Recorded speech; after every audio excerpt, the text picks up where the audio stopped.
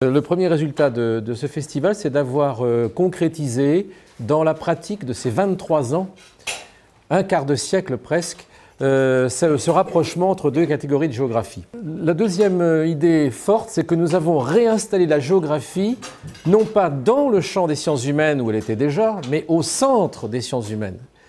Et nous avons reconquis du terrain sur l'histoire. Je m'enflamme parce que pour moi, c'est une affaire de reconquête d'une préoccupation de synthèse qu'exprime la géographie.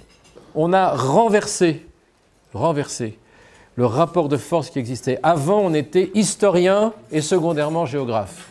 Maintenant, on peut dire qu'il y a une géographie qui affirme sa force, sa puissance, sa prégnance sur le continent des sciences humaines.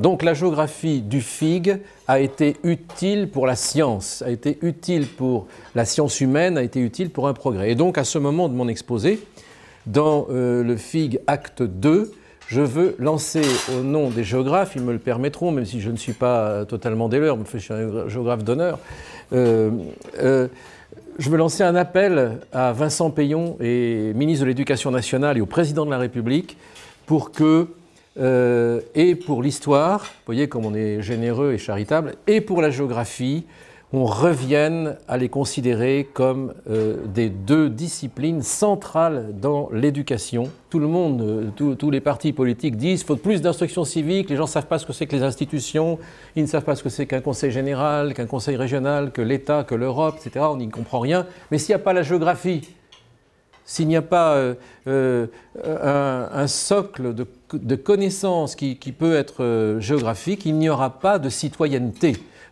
Moi, je voudrais qu'on connecte le FIG à des préoccupations concrètes, c'est déjà le cas, parce qu'on parle vraiment c'est très concret.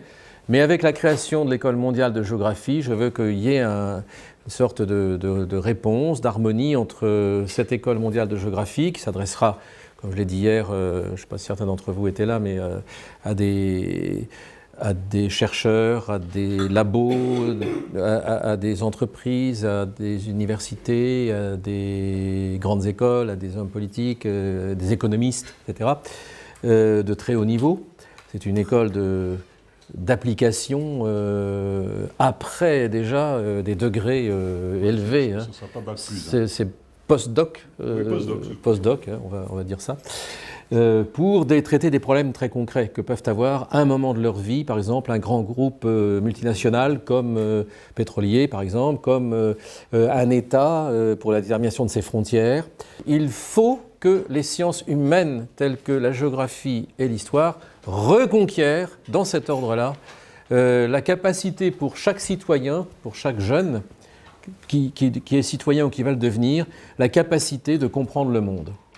Et comprendre le monde, pourquoi? Quatrième point, nous en sortons il y a quelques minutes du temps pour la paix.